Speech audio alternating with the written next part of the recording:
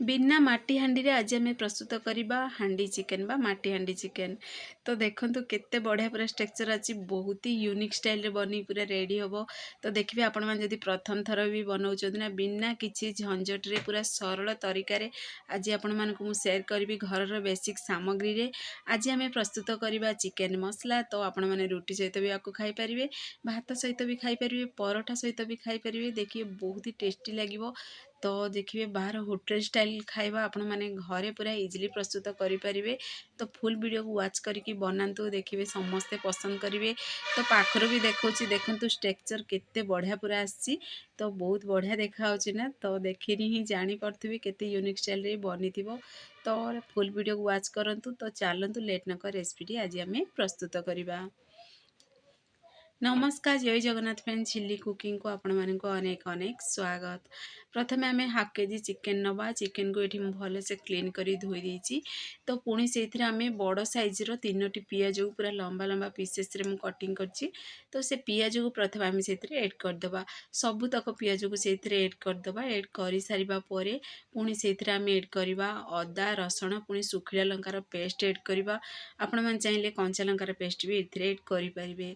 तो घरर जेहेतु बेसिक मसला एड करवा। तो बेसिक मसला रे मुझे नहीं हलदी गुंड लंका गुंड पुणी चिकेन मसला पुणी से आम एड करदे। स्वाद अनुसार लुण दबा, जी आपण मैंने चिकेन नहीं से अनुसार पियाज एड करेंगे। पुणी मसला तेल बा लुण से अनुसार क्वांटिटी एड करेंगे। तो पुणी से आम अल्प टिके सोरिष तेल एड करवा। जेकोसी नॉनवेज रे देखिए सोरिष तेल जदि आपण मैंने बनाऊँ ना से टेस्ट को बढ़े दी थाए। तो ये आम भल से हाथ साहाଯ୍य ये प्रोसेस रे मिक्स करदवा।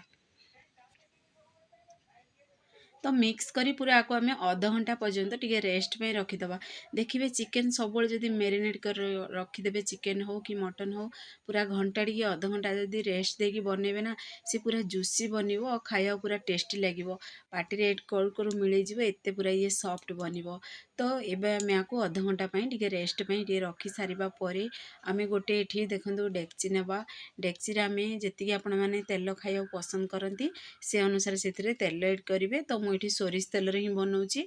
तो देखो तेल पूरा गरम हो सारा पर गोटे डेक्ची रे आम भल से टिके हलईदेवा जमी पूरा तेल पूरा डेक्ची रे पूरा स्प्रेड हो। तो पुणी से आम गोटा मसला अल्प टिके एड करवा। जहाँ भी आपण मानक गोटा मसला पसंद आपण मैंने एड करें। तो गोटा मसला हल्का टिके भाजी हो सारा पर आम से रखी मेरिनेट करके चिकेन से चिकेन को एड करदे।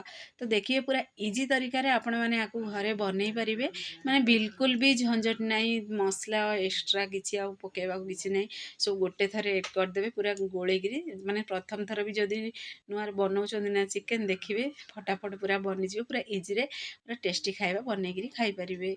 तो ये आम सब चिकेन को से एड करदे। ये मु मेरिनेट करने समय मु दही को एड करवा भूली जाइली।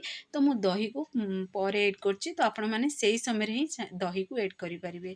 तो एबे आम से आलू मुझे देती। आलू ये पूरापूरी ऑप्शनल अच्छी, जेहेतु पिला मानक आलू पसंद तो मुझे आलू एड करची। तो एबे कौन करवा ना आम तल उपर कर भल से टिके मिक्स करदबा।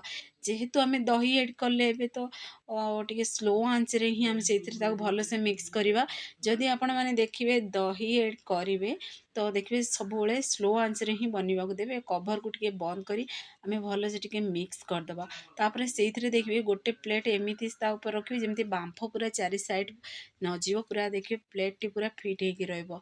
तो ये देखूँ मु सुखा अटा रखी, बिल्कुल पानी भी आम से एड करने, केवल कभर को बंद करदबा। चकुटा होता अटा अटा को देखो अटार तो यही पूरा अटारे पूरा चारि साइड पूरा पैक करदे जमी तार बांफ आ बिल्कुल नजीव। आपको पूरा आम 20 मिनिट पर्यंत 20 ରୁ 25 मिनिट पर्यंत टिके स्लो आंच रे आपको टिके आम बनवाक दबा। तो सब यही प्रोसेस रे बनवे कि स्लो आंच रे ही बनवे। जब हाई फ्लेम में जब बनइबे ना से पूरा पोड़ी जीवो। जेहेतु पानी एथरे ऐड करना आम केवल दही चिकेन रो पानी रे ही आमर चिकेन तरकारी प्रस्तुत हम। तो आपको आम देखूँ ये पूरा 20 ରୁ 25 मिनिट पर मु बाहर करची। तो देखूँ केते बढ़िया पूरा बनिकी रेडी होईची। तो ये छुरी साहाय्य भल से देखूँ ये कभर को आम बाहर करदे। तो देखूँ पानी टोटाल भी सुखीनी पूरा परफेक्ट बनीची। तो चिकेन भी बहुत बढ़िया पूरा सिझिकी भी रेडी होईची। तो देखूँ आपण मानू पाखरु भी मुझे देखई दूची केते बढ़िया यूनिक स्टाइल बनीची। देखिए बहुत सुंदर देखा जाउची ना। तो यही प्रोसेस रे ही आपण माने माटी हांडी रे भी बनई पारिबे। तो देखूँ बिना माटी हांडी रे केते बढ़िया आम माटी हांडी चिकेन प्रस्तुत करदेले ना। तो सेम आपण माने सेम प्रोसेस रे घरे बनातु देखिए समस्ते पसंद करेंगे। तो देखूँ आपण मानू पाखरु भी देखौची गोटे चिकेन को खंड करी केते बढ़िया पूरा सॉफ्ट बनीची। तो आमर फाइनाली चिकेन रेसिपी प्रस्तुत हो साराणी। तार ग्रेवीटी भी देखूँ बहुत बढ़िया पूरा ग्रेवी बनीची। तो ये गोटे प्लेट सब देखिए जेकोसी माने डेक्ची बनातु। तो प्लेट जेमती पूरा माने फिट होती पड़ुव से गोटे प्लेट तापर देवे। तो ये आम भलसे टिके आपको मिक्स करदे। मिक्स करी अल्प आम जो स्पेशल मसला बनई गोटा मसला हल्का भाजिकी। तो जहाँ भी गोटा मसला आपण मानू पसंद तो स्पेशल मसलाटा को आम एड करदे। गोटा मसलार बिरियानी मसला भी आपण मैंने एड करेंगे। अल्प टिके आम लास्ट रे एड करदे कस्तूरी मेथी। कस्तूरी मेथी को एड करी भलसे मिक्स करदे। फाइनाली आम रेसिपी प्रस्तुत हो सारा फ्रेंड्स। तो देखो ता सहित लाछा परोटा ये चिकेन करी सहित तो बहुत ही यूनिक टेस्टी पूरा आसला। तो घरे समस्ते पसंद कले। तो आपण मैंने घरे निश्चय ट्राए करूँ। देखिए पिलाठू बड़ सब पसंद करेंगे। तो फाइनाली आमर चिकेन रेसिपी प्रस्तुत हो सारी। तो आपण मैंने भिडियोटी मोर पसंद आसो ताले सांग मानकु शेयर करूँ लाइक करूँ। चैनल जदि नुआ अच्छा ताले चैनल को मोर सब्सक्राइब कर दिंतु। बेल आइकन क्लिक कर दिंतु जहाँफल मोर सब वीडियो नोटिफिकेशन प्रथमे आपण मानकु पहुँचो। मुझे इजी इजी वीडियो नहीं आसबि। आपण मैंने देखी घरे आपको निश्चय ट्राए करूँ। गोटे प्लेट को भी बाहर कर देखूँ कैमरा सामने देखुँ आपण मानकु पूरा पूरी टेक्सचर देखूँ तार ढाबा रेस्टोरेंट स्टाइल बनी। तो देखु देखु ही खाइबा को इच्छा हम। तो एते सुंदर भी देखा और बहुत टेस्टी भी बनी। पूरा पूरी कम समय रे पूरा कम मसला रे आमे प्रस्तुत करछंदी घरर बेसिक सामग्री रे। तो आपण माने घरे आको निश्चय ट्राए करंतु।